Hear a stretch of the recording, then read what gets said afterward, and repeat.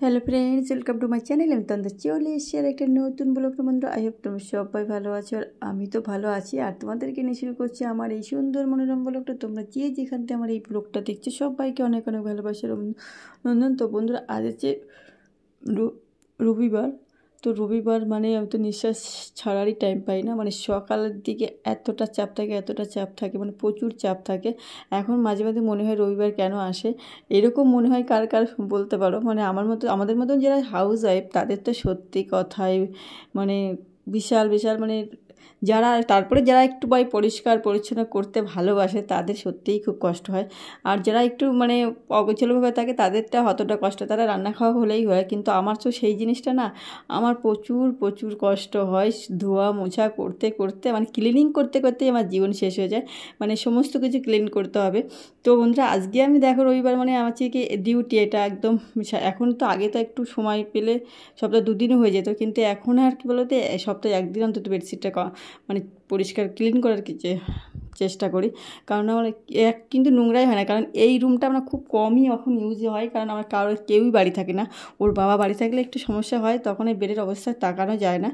আর আগে তো খুব খুব সমস্যা হতো। তা মেয়ে যখন ছিল না, আমার যে কতবার বেড চেঞ্জ করতে, মানে পরিষ্কার করে আবার করতে হতো, টান টান করতে হতো, ঠিক নেই। কিন্তু এখন আমরা কেউই বাড়ি থাকি না, সারা ঘর বাড়ি পড়েই থাকে। তো একবার ক্লিন করলে কিন্তু ওই যে নিয়মের জন্য আবার একটু মানে বিকালবেলার দিকে করতে হয় ঘরটার ক্লিন করার। তো সমস্ত কিছু খুলে নিলাম আস্তে আস্তে করে, একলে সমস্ত কিছুই আজকে ওয়াশ করব।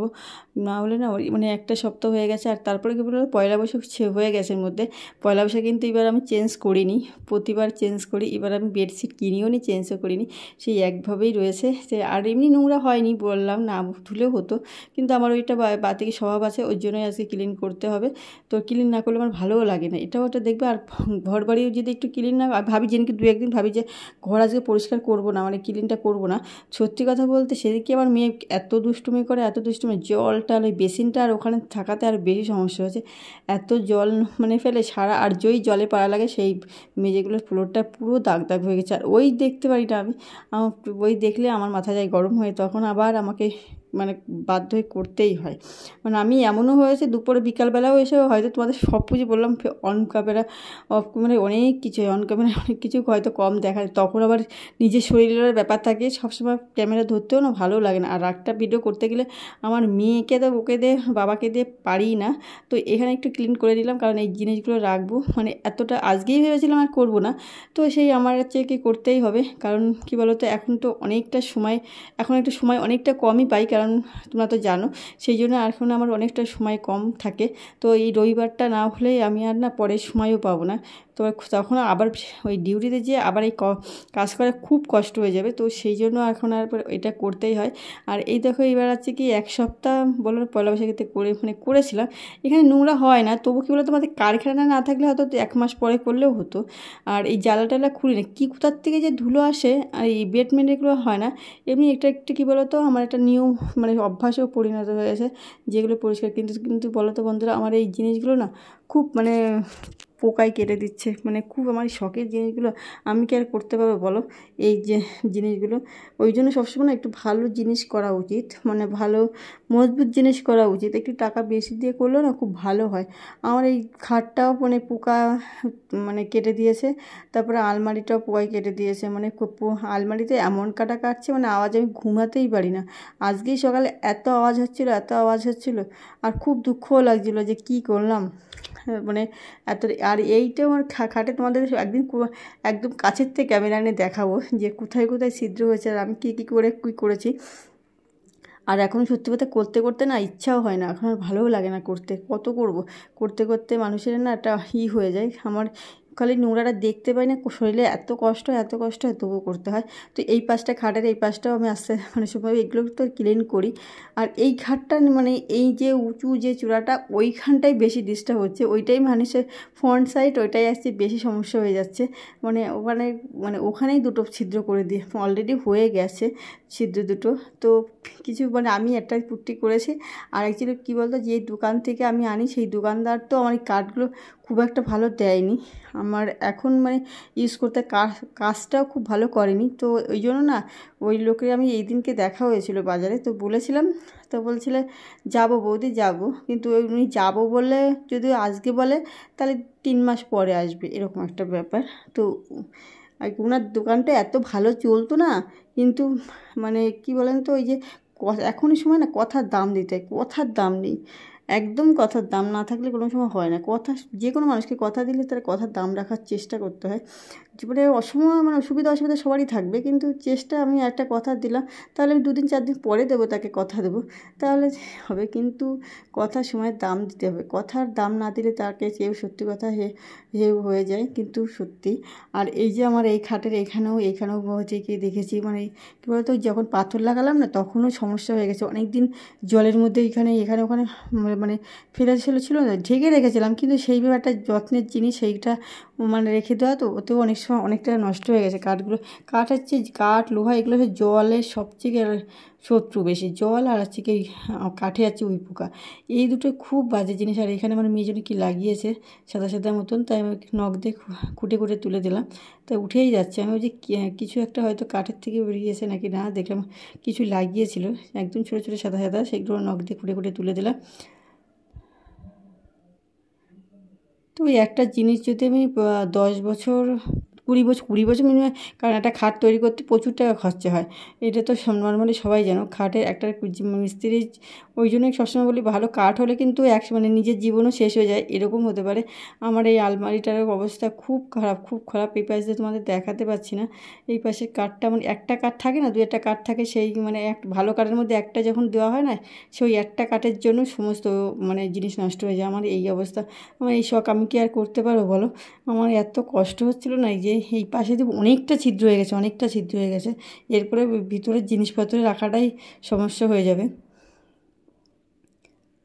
তো খুব কষ্ট, দেখে খুব কষ্ট হচ্ছিলো। আর এই যে কলিংটা নেই, কাজগুলো পরিষ্কার করতে পারছি না, এই যে মোটামুটি এইভাবে করে রাখি যেহেতু। আর এইবার হচ্ছে কি উপরটাও পরিষ্কার করা হয়নি পয়লা বৈশাখের আগে, ভাবছিলাম করব করে আর করা হয় না, ইচ্ছাও হয় না এখন আর কাজ করতে, অতটা ভাল লাগে না আর করতে মানে ইচ্ছা করে মানে আমার না কী বলতো, এখন আরও বেশি কষ্ট হচ্ছে। আর সকালবেলা দেখছি কি মুখটা, ওখানে কাজটা এত ঠান্ডা, তো মুখটা লাগাচ্ছিলাম কাছে, তো মুখটা ঠান্ডা হোক। তো সত্যি কথা, সেই একটু কাচের মধ্যে আগে না খুব এগুলো করতাম ছোটোবেলায়, একটু বড় হয়েও করেছি, মানে মুখে কাজ আমাদের ওই বাড়িতেও ছিল ঠিক এই এরকম আলমারি, আমাদের ছোটোবেলার দিকে দেখতাম, এখন তো ওদের নেই, কিন্তু এটাই বেশি দিন হয়নি নষ্ট হয়ে গেছে আমাদের ওই আলমারিটা। তো আমরা ওই কাচের উপরে মুখ লাগাতাম, কাচটা সবসময় ঠান্ডা থাকে, গরমকালে বেশি করতাম। তো গরমের সময় এখন যেমন একটু করে নিলাম, অনেকটা মানে ছোটোবেলার অভ্যাসটা একটু ফিরিয়ে দিলাম।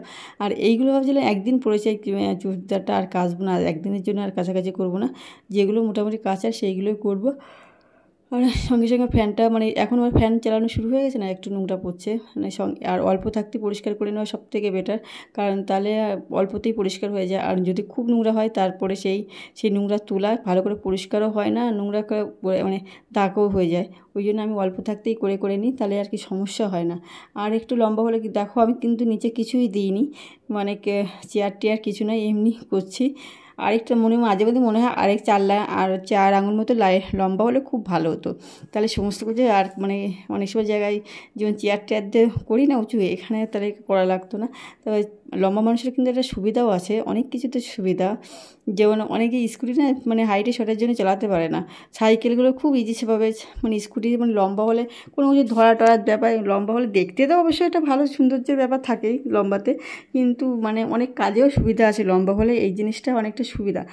আর সত্যি কথা, দেখতে তো ভালো লাগেই, দেখতে ভালো লাগার ব্যাপার তো আছেই, কিন্তু কাজে অনেক সুবিধা আছে লম্বা হলে, আমার সেটা মনে হয়। কিন্তু আমি আর মনে হয় আমার আরেকটু লম্বা হলে অনেক কাজগুলো আমি ইজি করতে পারতাম, যেটুকুনি হাইট তার থেকে আর 4 আঙুল মতন হলে খুব ভালো হতো। তো ফ্যানটাও পরিষ্কার করলাম, ওই ঘরের ফ্যানটা আজকে আর করবো না, কারণ একদিনে সব করলে না খুব কষ্ট হয়ে যায়, খুব কষ্ট হয়ে যায়। আর এই যে ম্যাট্রেসটা আমি মানে আমাদের বড়বউকে বলা হয়, যদিও বলে ওর আজকে কি শরীর খারাপ হবে, অন্য কিছু মানে না, কিন্তু এতে নাকি ঘুমালে শরীর খারাপ হবে, ও কিনতেই চায় না। আর কেনার মালিক তো আমিও না, অনেক কিছু জোর জবরদস্তি কিছু করা হয়, মানে আমার জন্য কিছু করি না, এটা একদম বাস্তব কথা, আমার জন্য শখের জন্য আমার কিছুই করা হয় না, কারণ ওর টাকায় ওর জিনিস শখ আমার শখ করা উচিত না, ওই জন্য আমি করি না। বরের টাকায় নিজের শখ করবো মেটানোর মতো মেয়ে আমি আর নয়। তা সত্যি কথা, একদম বাস্তব কথা।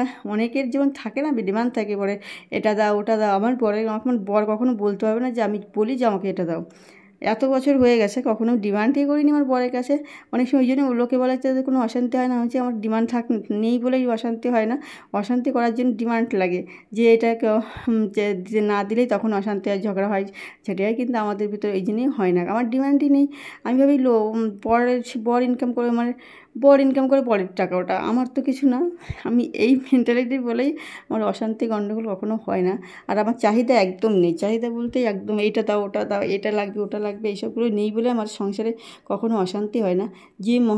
যে কোনো মানুষের যেই চাহিদা বেশি হবে আর তার পূরণ হবে না, তখনই মানুষের ভিতরে যখন ওই চাহিদাটা পূরণ না হয় না, তখনই অশান্তি তৈরি হয়। তো বন্ধুরা, এখন চলে যাব। অনেক গল্প করেই ফেললাম, অযথা গল্প অনেক সময় বলেও ফেলি। কী বলো তো, অনেক সময় ওই যে মনের অনেকগুলো আক্ষেপ থাকে না, সেই কথাগুলো তো সেটা হয়তো ডিমান্ড নেই যেমন বললাম, কিন্তু আক্ষেপও তো আছে। সেই আক্ষেপগুলো তোমাদের সামনে আমি বলে ফেলি। সেটা আসলগুলো আমি তো বেশি খুব একটা কারোর সঙ্গে খুব একটা কথা মনের কথা বলি না। মিশি আমার প্রচুর বন্ধুবান্ধব, কিন্তু মনের কথা আগে খুব বলতাম, কিন্তু মানুষ দেখতে দেখতে মানুষ এখন চিনতে শিখে গেছে না, মানুষ চিনতে শিখেছে এখন, যে কাকে কোন কথাটা বললে ঠিক হবে, কোন জায়গাটা কী কথা বলতে হবে, সেটাই আমি। কিন্তু তোমাদের সঙ্গে আমার এই জিনিসটা হচ্ছে না, যে কোথায় কী বলতে হবে এইখানে আমার বলা ঠিক না। হয়তো তোমাদের এখন বেশি বন্ধুত্ব, তোমাদের বন্ধু বেশি ভেবে ফেলেছি, যে আমার এই বন্ধুগুলো অন্তত আমার কোনো ক্ষতি বা খারাপ হোক এটা চাবে না, সেই জন্যই তোমাদের সামনে অনেক কিছু বলে ফেলি, সত্যি কথা। আর না হলে তোমাদের অন্তত আমি মনের থেকে তো এখন খুবই ভালোবাসি, অনেকে আছে খুবই আমার বেশ ভালোই বাসে বললেই চলে, এখানে ইউটিউবে খুবই আমাকে ভালোবাসে। তো সত্যি কথা, তাদের সেই বন্ধুদের কথা ভেবেই হয়তো অনেক কিছু আমি আবেগে অনেক কিছু বলি, এটাও ঠিক। আর আগে এমনি যে আমার চেনাশোনা বন্ধুবান্ধব আছে, সেখানে আমি আমার মনের কথা খুব কম শেয়ারই করি, কারণ আগে করতাম বলি যে এখন মানুষ চিনতে শিখেছি, সেই চেনার অনেক কিছু হয়েছে জীবনে, সেই জন্য আর এখন আর মানুষকে অতটা বিশ্বাস ভরসা তো অবশ্যই করতেই হবে। তো তার মধ্যেতেও নিজেকে বুঝতে হবে যে এই বিশ্বাসের যোগ্য কি অযোগ্য, সেটাই ভেবেই এখন আর করি। তো এখন মোটামুটি এখন ভালোই আছি, আর নিজের মতন করে আছি, এটাই এখন চলছে। তো বন্ধুরা, আমার ক্লিনিং ব্লগটা কেমন হলো দেখো। আমি ফ্যান ক্লিন করলাম, ডিপ ক্লিন, আবার বেডরুম ক্লিন করলাম, ফ্লোর ক্লিন করলাম, সমস্ত কিছু ক্লিন করলাম, আলমারি ক্লিন করলাম, শোকেস ক্লিন করলাম।